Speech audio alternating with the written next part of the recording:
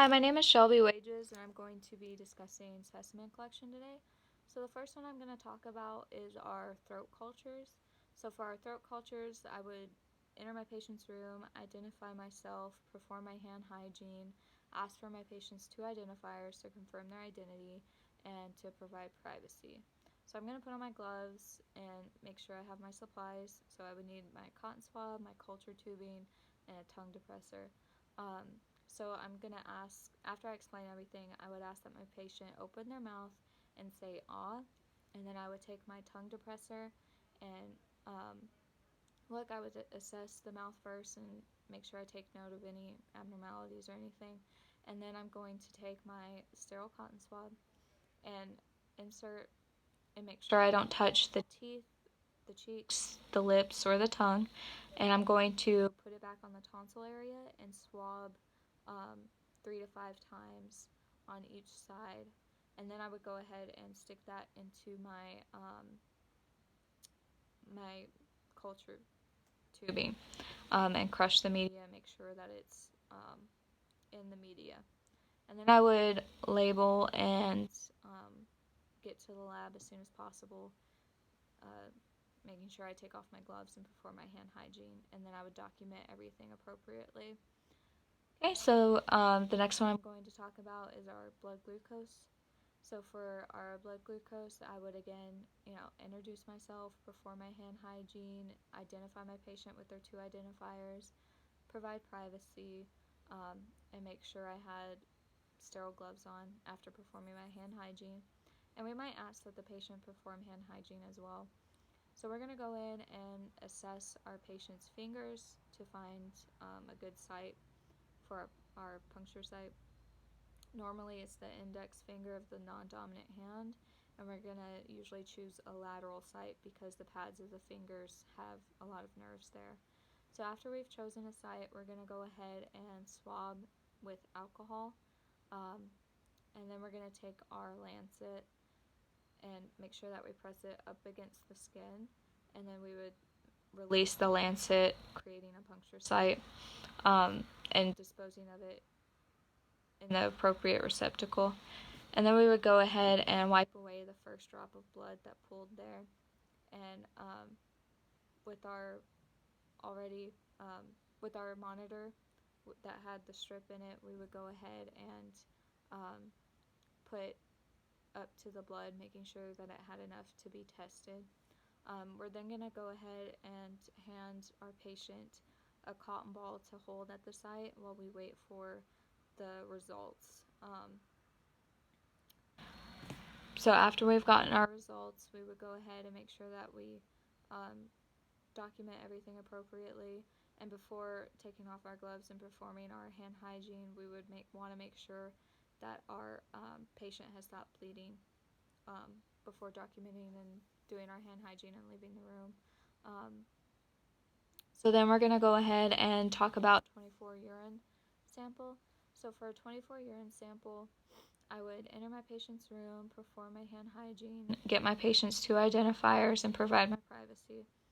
I would then explain to the patient what we're going to be doing and why. And then I'm going to go ahead and put our collection cup or whatever we're using in the bathroom.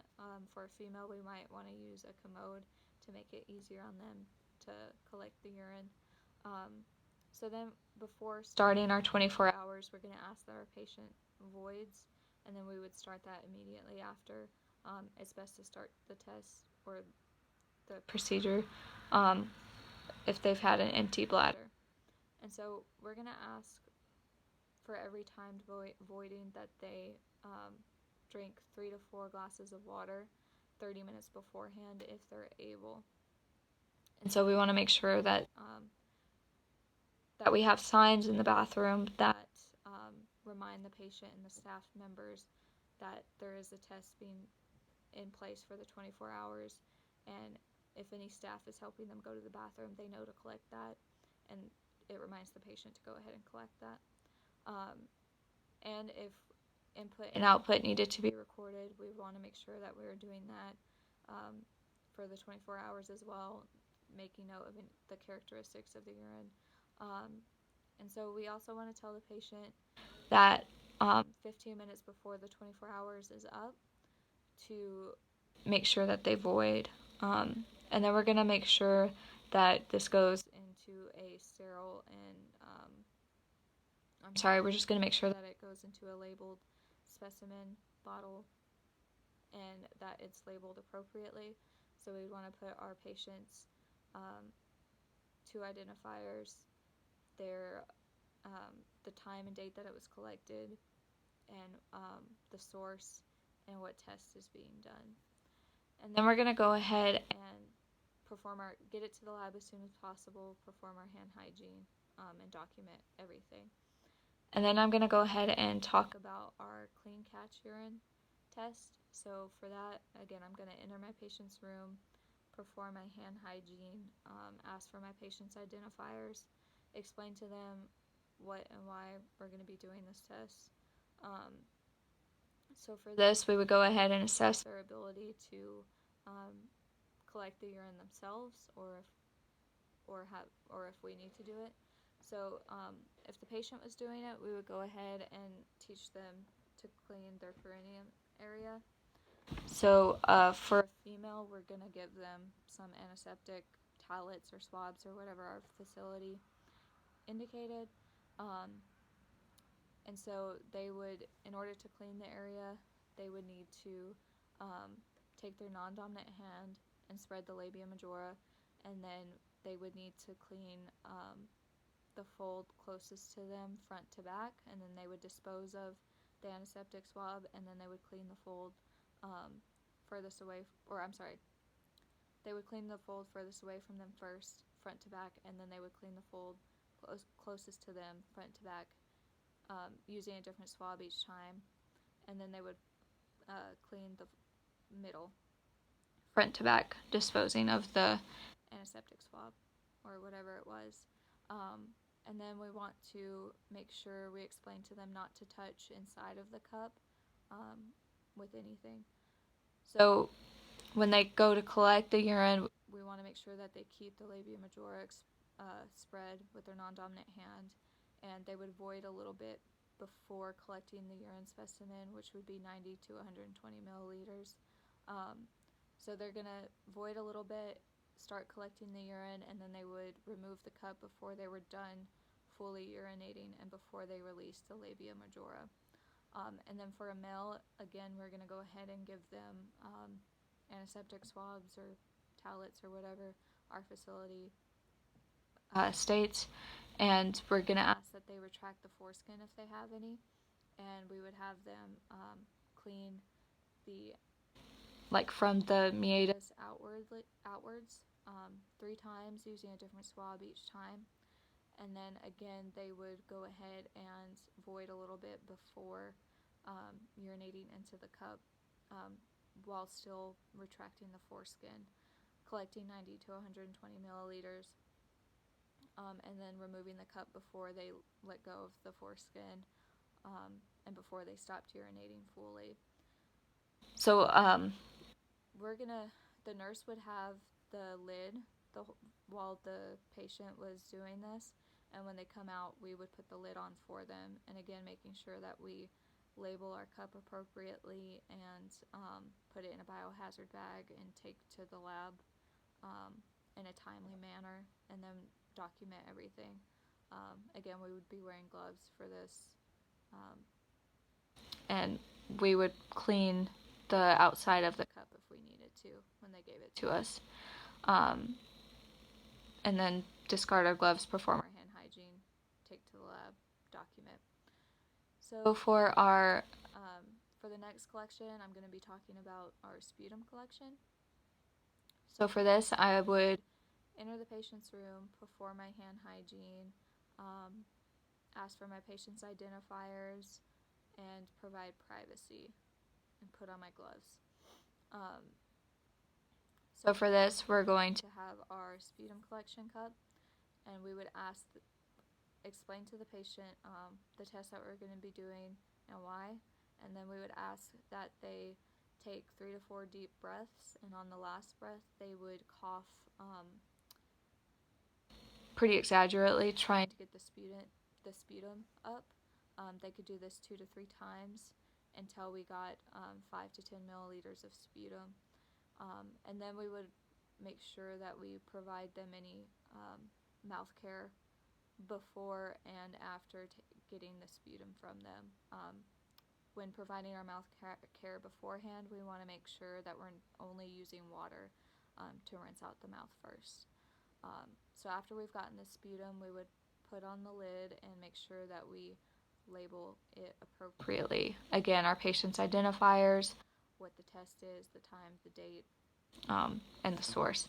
And then we would go ahead and discard our gloves, perform our hand hygienes, and take to the lab as soon as possible, and then document appropriately. And so for the next one, I'm going to be talking about wound culture. And for wound culture, I would go ahead, enter my patient's room, perform my hand hygiene, introduce myself, get my patient's identifiers, put on my gloves. We would explain to them what we're going to be doing and why. And so after we've done that and we have on our gloves, we're going to go ahead and undress the wound. And we would clean,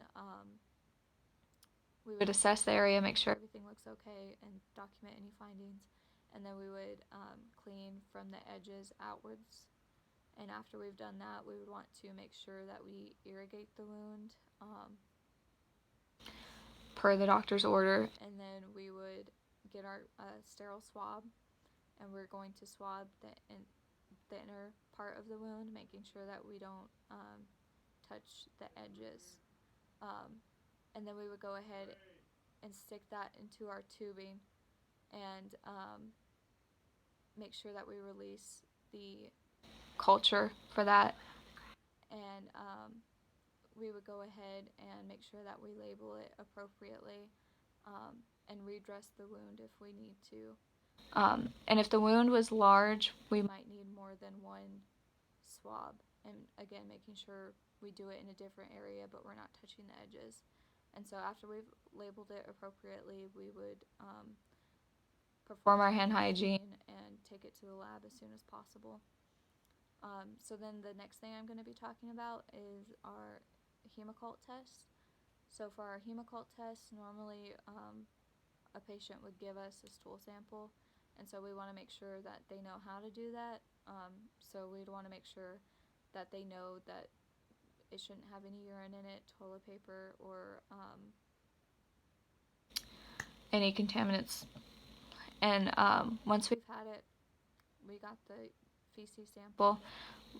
It should be 3 centimeters long, or up to at least 3 centimeters long, or 10 to 15 milliliters if it was liquidy. So we would go ahead and perform our hand hygiene, put on gloves, and we would take our hemoccult paneling and open the flap, and then we would take a tongue depressor blade and get a small layer or a small amount of feces, and then spread a thin layer onto panel 1, and then we would turn over our tongue depressor using the unused side and get another small amount of feces from a different part of the feces than our first sample. And then we would spread a small layer on panel 2. After that, we would make sure that we wrap the tongue depressor in paper towel and then dispose of in proper receptacle. Then we would close the flap of the hemoccult paneling and turn it over and put 2 drops on the first panel, 2 drops on the second panel, and 2 drops on the control panel. And our results should be within 90 seconds. So if it was blue, that would indicate blood, and if it was no change, that indicates if it was blue, that would indicate blood, and then if it was no change, that indicates no blood. So we want to make sure that we document that after removing our gloves and performing hand hygiene. If we were using the hemoccult tablets, we would put a tablet on top of each smear, and then put 2 to 3 drops of water, and those results take 2 to 3 minutes to come in. And again, we want to make sure that we document everything appropriately and dispose of everything in the appropriate receptacle. So that's it.